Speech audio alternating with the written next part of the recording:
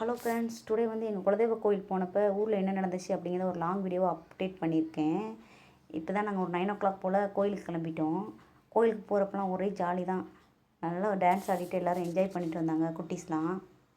கோயிலுக்கு போகிற வரைக்கும் இவங்க தாங்க நமக்கு என்டர்டெயின்மெண்ட். நாங்கள் வந்து கோயிலுக்கு பார்த்திங்கன்னா 9 o'clockலாம் கிளம்பிட்டோம். சாப்பாடெல்லாம் அங்கேயே போய் சாப்பிட்டுக்கலாம் அப்படின்னு சொல்லிட்டு சாப்பாடெல்லாம் செஞ்சு எடுத்துகிட்டு போயாச்சு. எங்கள் ஊர்லேருந்து கோயிலுக்கு வந்து ஒரு 1 hour ட்ராவல் இருக்கும். டைமிங் பார்த்திங்கன்னா குலதெய்வ கோயில் அப்படிங்கிறது எல்லாருக்கும் ஒரு சென்டிமெண்டான விஷயம் தானே. எப்போவுமே நாங்கள் பங்குனி உத்திரத்தோடு தான் திருவிழா வரும். கரெக்டாக அங்கே ரீச் பண்ணிடுவோம் கோயிலை. எங்கள் கோயிலுக்கு போகிற வழி பார்த்திங்கன்னா இப்படி தான் இருக்கும். ஆனால் நான் எப்போவுமே பசுமையாக இருக்கும். இப்போ சம்மர் டைம்னால இப்படி இருக்குது. இல்லைனா அப்படியே ஃபுல்லாக நெல்லாக தான் போட்டிருப்பாங்க. அப்படியே சூப்பராக இருக்கும். அதோட நெல் அறுவடையும் முடிஞ்சிருச்சுல. கோயிலை வந்து ரீச் பண்ணிட்டோம். இது தாங்க என்ட்ரன்ஸு. என்னால் தெளிவாக வீடியோ எடுக்க முடியல. அடுத்த டைம் நல்லா தெளிவாக எடுத்து அப்லோட் பண்ணுறேன். சுற்றி இடங்கள்லாம் இப்படி தான் இருக்கும். வில்லேஜ் சைட்னாலும் இப்படி தான் இருக்கும். எல்லா ஊர் சைட்லேருந்தும் இந்த கோயிலுக்கு வந்து வருவாங்க. நிறைய வரிக்காரங்க இருக்கிறதுனால உள்ளவே அலோவ் பண்ணாமல் கார் பார்க்கிங்லாம் பார்த்திங்கன்னா என்ட்ரன்ஸோடையே கட் பண்ணிட்டாங்க. அதுக்கப்புறம் நம்ம ஊருக்குள்ளே இருக்க கோயிலுக்கு உள்ளே தள்ளி அந்த என்ட்ரன்ஸ்லேருந்து நடந்து போகணும். இப்படி தான் காடு மாதிரி இருக்கும். இது ஃபுல்லாகவே கடை தான் இருக்கும். நைட் டைமில் தான் நிறையா கடைகள் இன்னும் போடுவாங்க. இப்போ தான் போட்டுட்ருக்காங்க ஒரு ஒரு கடையாக. ஒரு இடம் கூட நம்ம நடந்து வர என்ட்ரன்ஸுக்கும் இதுக்கும் இருக்க இடத்துல ஒரு இடம் கூட பேலன்ஸ் இருக்காது. எல்லா பிளேஸ்லேயுமே ஃபுல்லாக கடைகள் போட்டுருவாங்க. இப்போ கோயில் பக்கத்தில் ரீச் பண்ணியாச்சு. இதுதாங்க கோயில்.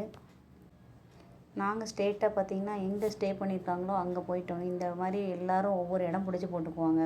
போனவுடனே முதல் வேலையாக சாப்பிட உட்காந்துடலான்னு சொல்லிட்டு நம்மளோட கோ சிஸ்டர் சாப்பாடெல்லாம் ரெடி பண்ணி கொண்டு வந்துட்டாங்க. மூத்த மருமகனாலே அப்படி தானே பொறுப்பாக இருப்பாங்க. நம்ம அப்படி தான் போனவுடனே சாப்பாடு தான் முக்கியம். சாப்பிட ஆரம்பித்தாச்சு. ஆளோட உட்காந்து இட்லியும் கார சட்னியும் எடுத்துகிட்டு வந்திருந்தாங்க. அப்படியே சாப்பிட்டாச்சு. நாங்கள் எப்போ கோயில் போனாலுமே பொங்கல் வச்சுருவோம். ஏன்னா நம்ம போகிறதே வருஷத்தில் ஒரு டைம் தான். இங்கே சென்னையில் இருக்கிறதுனால திருவிழாங்கிறத வர கணக்குப்படி தான் நம்மளே போகிறோம். அதனால் நாங்கள் மோஸ்ட்லி போகிறப்பெல்லாம் பொங்கல் வச்சுருவோம். பொங்கல் வைக்க ஸ்டார்ட் பண்ணியாச்சு. கேப்பில் ஒரு கடும் டீயையும் போட்டு குடித்தாச்சு.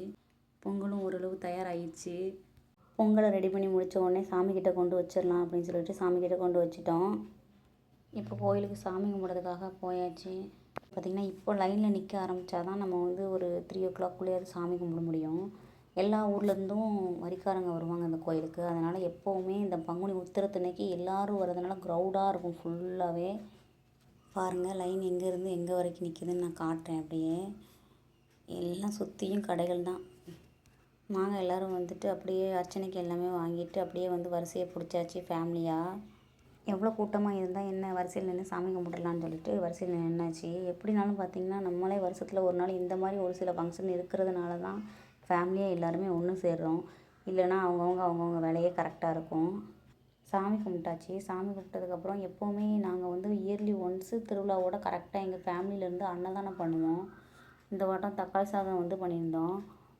அப்புறம் சாமி பார்த்துட்டு அப்படியே அன்னதானம் வந்து நாங்கள் எல்லா இயருமே எங்கள் ஃபேமிலியிலேருந்து லிமிட்டடாக இவ்வளோ பேருக்குன்னு நாங்கள் அன்னதானம் பண்ணுவோம். இந்த இயர் வந்து தக்காளி சாதம் பிளான் பண்ணி ஃபஸ்ட்டே எல்லாம் ரெடி பண்ணிட்டாங்க. ஊர்லேருந்து ரெடி பண்ணி எடுத்துகிட்டு வந்துட்டாங்க. எங்களுக்கு சாப்பாடு பார்த்திங்கன்னா நாங்கள் ஆஃப்டர்நூன் ரெடி பண்ண மாட்டோம்.